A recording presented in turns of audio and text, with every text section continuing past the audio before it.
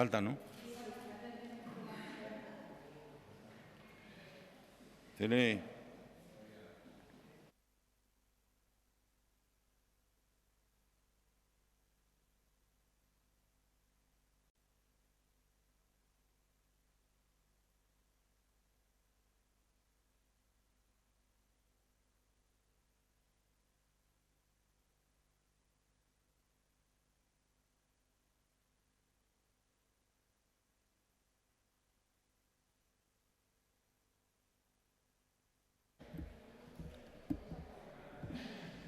Vino Pau Gasol.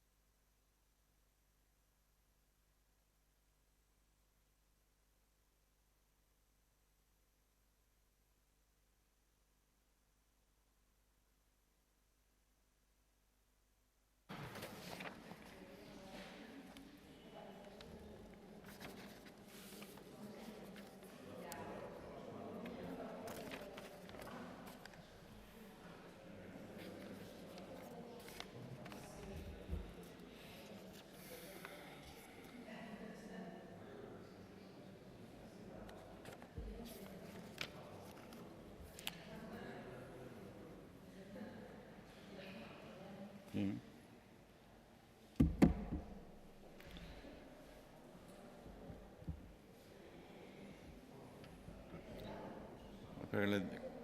Espera que den las 12:30.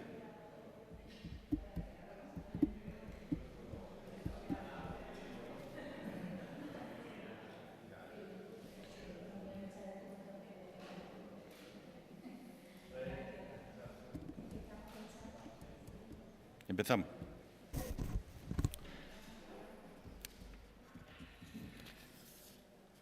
Bueno, primer Consejo de Gobierno después de estas 3 semanas del mes de agosto.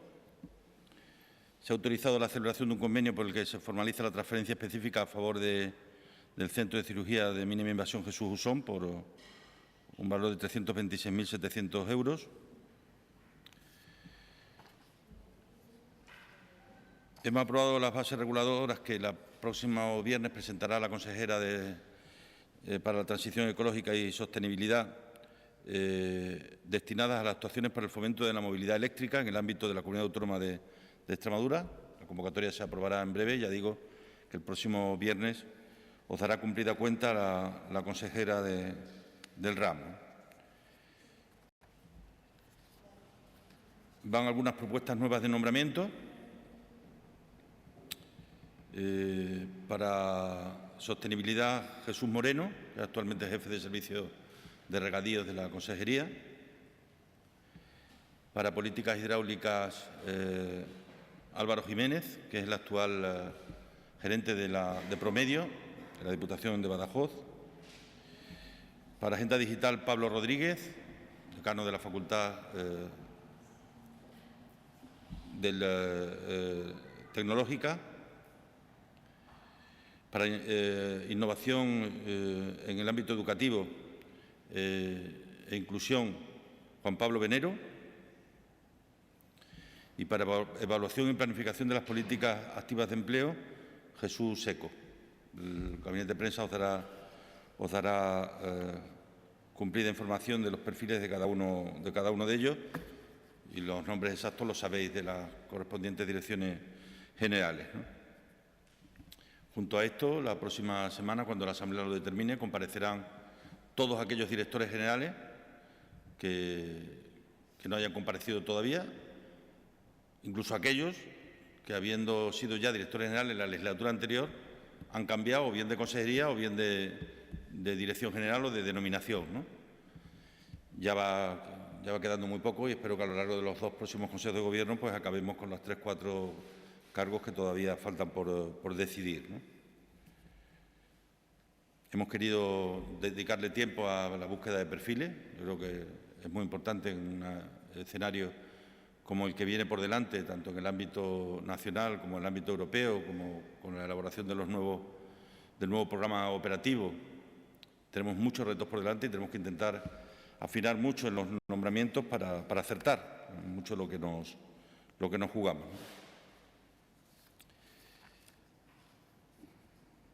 Me someto a vuestras preguntas y si hubiera alguna cuestión de que no preguntéis, pues luego yo incidiría en algunas de ellas, de las noticias de los últimos días. En cualquier caso, me someto a vuestras preguntas.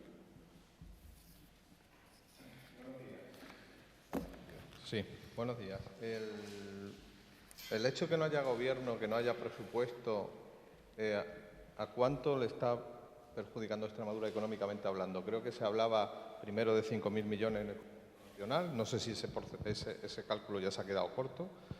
No, lo hemos dicho desde el minuto uno. Desde que hace unos meses el Partido Popular, Ciudadanos y los partidos independentistas en España decidieron tumbar los presupuestos, Extremadura perdía 200 millones de euros. Porque es que aquí algunos se han olvidado. Es que no hay presupuesto no porque no haya gobierno.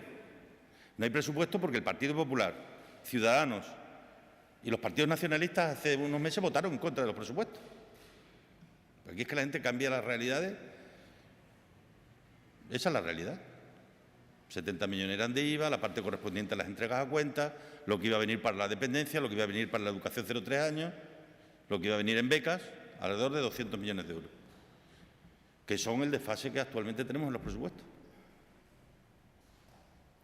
Porque nosotros, cuando hicimos los nuestros, pensábamos que ese dinero iba a venir. Pero vamos, la razón fundamental por la que Extremadura y el resto de comunidades autónomas hoy día tienen 5.000 millones menos en los presupuestos es porque el Partido Popular, Ciudadanos y los partidos nacionalistas así lo quisieron. Si alguien hubiera votado con PSOE y Podemos, pues hoy tendremos presupuesto.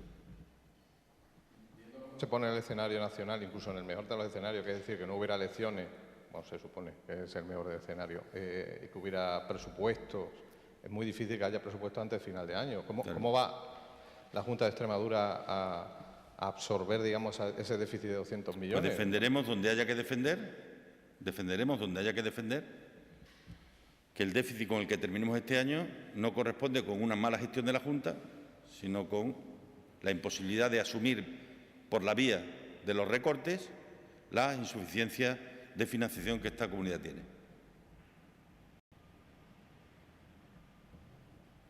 Si nosotros tuviéramos o se nos hubiera transferido los recursos que estaban establecidos, yo podría anunciar hoy aquí con toda claridad que al final de este año volvíamos, igual que el año pasado, a cumplir el déficit cero. Pero ahora no me puedo comprometer, porque lo que sí digo es que yo no voy a hacer recortes en servicios fundamentales bajo ningún concepto.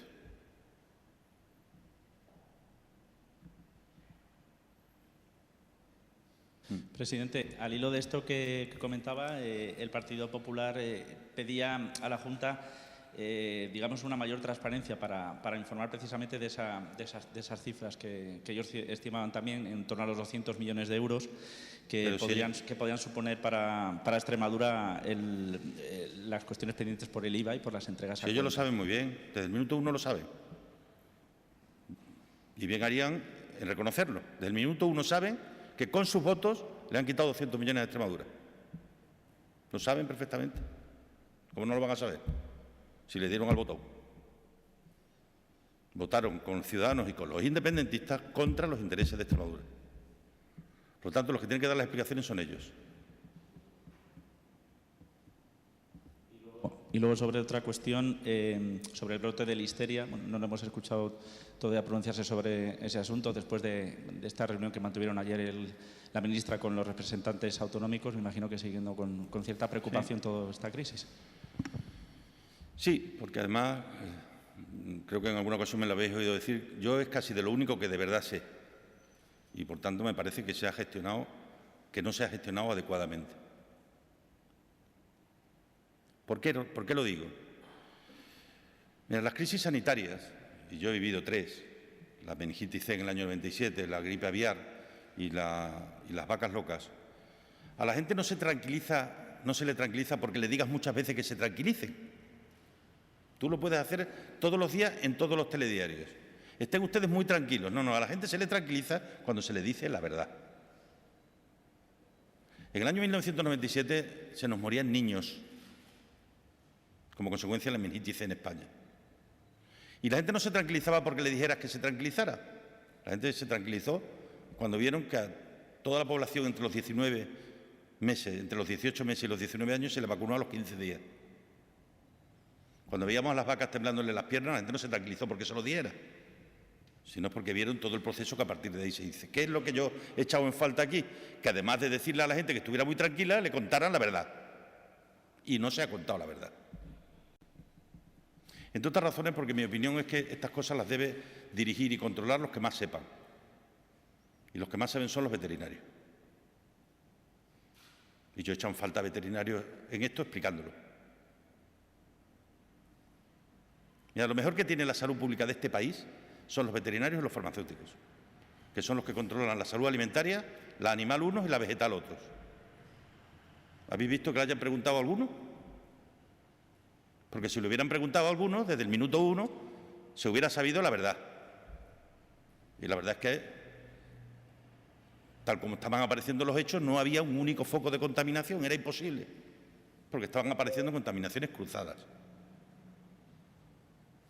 Entonces ahora se ha hecho una labor, yo de verdad, muy sorprendido, muy sorprendido. Probablemente porque yo soy de los que piensa y cree que es lo más importante que tenemos entre las manos, la salud pública. Entonces, me parece que se han dado informaciones sin el suficiente rigor. Y si tú hay cosas que no las sabes, te callas. Porque lo que da tranquilidad a la gente es decir la verdad.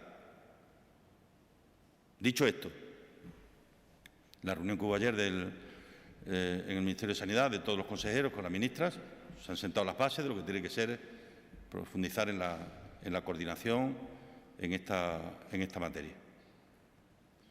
Pero somos un país demasiado medicalizado. Y yo aquí he echado en falta veterinarios y creo que han sobrado médicos. No en el tratamiento de los pacientes, sino en el origen de la crisis alimentaria. Porque el tratamiento de los pacientes, oye, los pacientes se tratan, se han tratado adecuadamente, se tratan bien, tenemos un buen sistema sanitario, pero el problema está en el origen. Entonces yo creo, honestamente, que la crisis de las encefalopatías por informe bovina la lideró el profesor Juan José Badiola, catedrático de veterinaria de la Universidad de Zaragoza. ¿Por qué? Porque son los que saben. Son los que saben. Más cosas. Dos sobre transporte, ferroviario y por carretera. Ferroviario hemos vuelto a tener episodios en los últimos días de mal funcionamiento del transporte ferroviario. No sé qué opina y si considera que de alguna manera ha habido cierto relax por parte del Gobierno a la hora de desarrollar lo que se había comprometido. Punto 1. Nuestro absoluto rechazo, ya lo hemos solicitado a las autoridades del Ministerio de Fomento y de Renfe una reunión para que esto no vuelva a suceder. Ahora hay que reconocer, hombre, que algo mejor se está que antes de que se cambiaran todas las máquinas, ¿no? Si se comparan los incidentes que hubo el año pasado con lo que está habiendo este año, hombre, algo se ha hecho, cambiar todas las máquinas. Por tanto, ahora tenemos que exigir, pero después de que se hayan cambiado las máquinas. Antes teníamos que exigir y además exigir que cambiaran las máquinas, ¿no? Cuando la situación es mejor, pero obviamente no es la que a nosotros nos gustaría, ni muchísimo menos, y vamos a seguir siendo reivindicativos y ahora que viene el Día de Extremadura, más todavía, ¿no? Porque aquí además que hemos hecho un proceso de reivindicación de Extremadura que ha llegado a todos los rincones de España, lo cual sirve a veces para que algunos entiendan el humor de manera un tanto peculiar. Pero en cualquier caso, vamos a exigirle al Gobierno que estas cosas no vuelvan a ocurrir y que cuanto antes terminen las obras. Yo lo decía ayer en la inauguración de Monliz, que ojalá que se cumplan los compromisos y de aquí al final del año que viene todas las obras de infraestructura en suelo extremeño estén terminadas y la realidad en el 21 pueda ser diferente, ¿no? Le vamos a plantear al Gobierno de España, además, ahora en el mes de septiembre, tener una reunión para ver el itinerario a partir de ahora. Convocaremos el pacto por el ferrocarril y en el seno de ese pacto, analizaremos las propuestas de aquí al año 21, de finalización de cada uno de los tramos y de puesta en marcha de los nuevos servicios. Imagino que la otra era los autobuses, ¿no? La Junta a modificar el contrato. He visto que, evidentemente, hay pueblos que han perdido conexiones. No, lo que nos planteamos es, vamos a ver, ninguno de las rutas que se han visto alteradas, ninguna de ellas obedece al concurso. Es decir, no estaban en el concurso. Es decir, las rutas que estaban en el concurso siguen operando, lo que pasa es que con otro operador.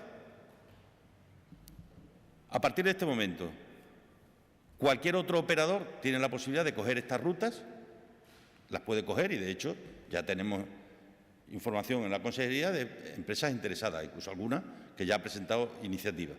En los próximos días parece que otras presentarán iniciativas para cubrir algunas de estas rutas. Y en un plazo de unas semanas valoraremos y si algunas de las que queda sin cubrir porque a nadie le interese entendemos que son imprescindibles, pues procederemos como hemos hecho con el resto, a intentar incorporarlas al servicio público, ¿no? A la obligación de servicio público en el futuro, pero no estamos en un proceso terminado, que las que hayan dejado de operar ya no van a operar, no, de las que hayan dejado de operar algunas van a volver a operar, pero con otro operador. Y pasado unas semanas valoraremos cuáles de ellas son necesarias, ¿no?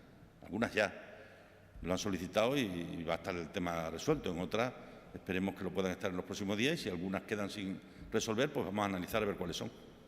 ¿Todas tienen que hacerse por el mismo sistema de concurso público? No, hombre, hay líneas que no estén cubiertas y alguien viene a querer operar y se le autoriza. ¿No? En este caso son algunas de ellas, claro, porque ninguna de ellas es de las que ha salido a concurso.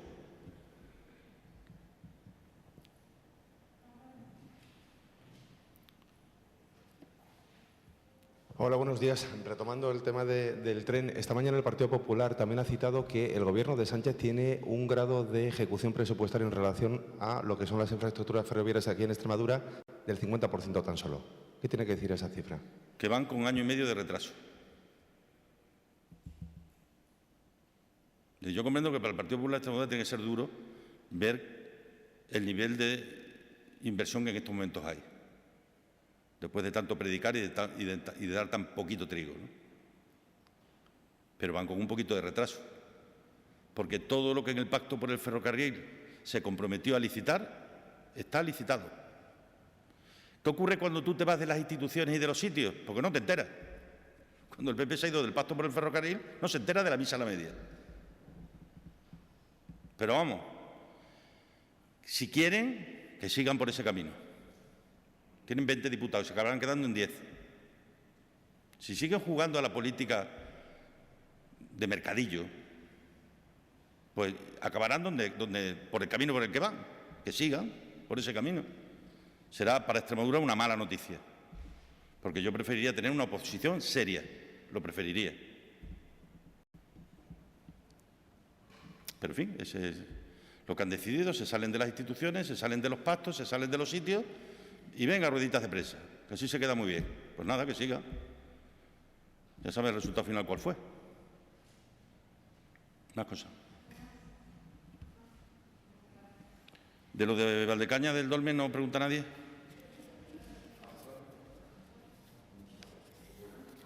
No, hombre, lo decía porque es un tema que está teniendo mucho impacto fuera de aquí.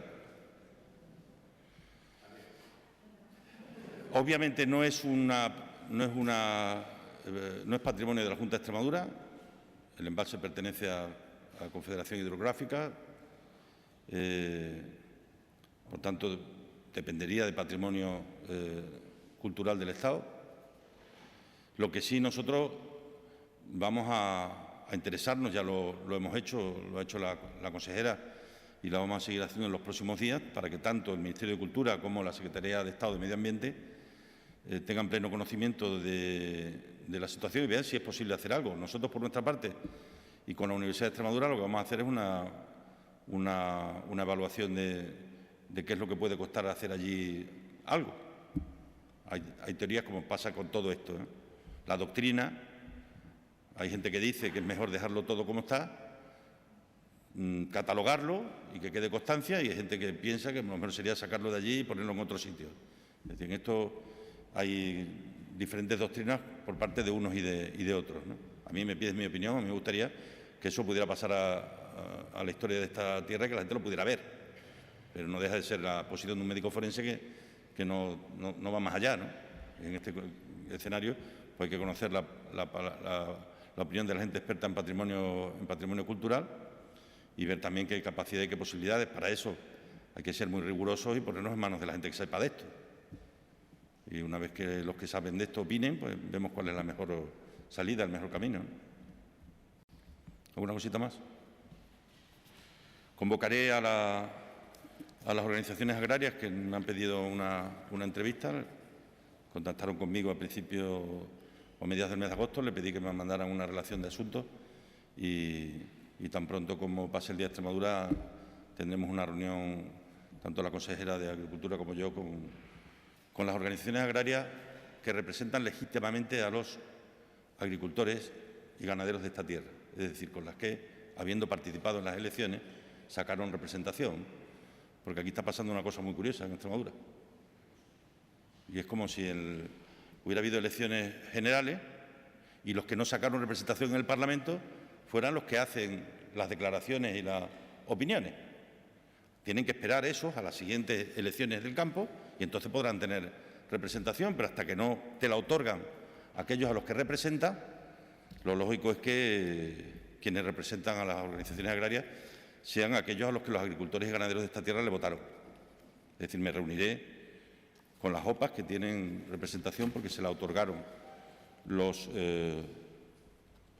agricultores y ganaderos de Extremadura. Básicamente. Pues se pueden hacer cosas y sobre todo podemos exigir al Gobierno de España y a la Unión Europea pues el adelanto de mayor cantidad en el pago básico y en el pago verde. Se pueden hacer temas que puedan tener que ver con la fiscalidad, con el IBI, con los módulos.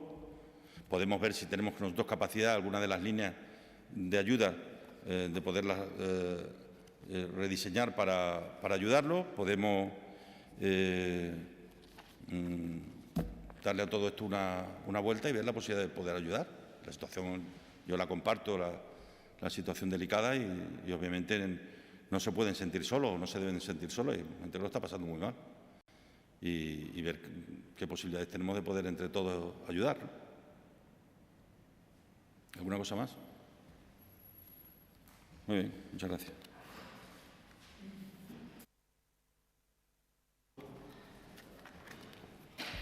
Normalmente haya que darle una vueltita. No, si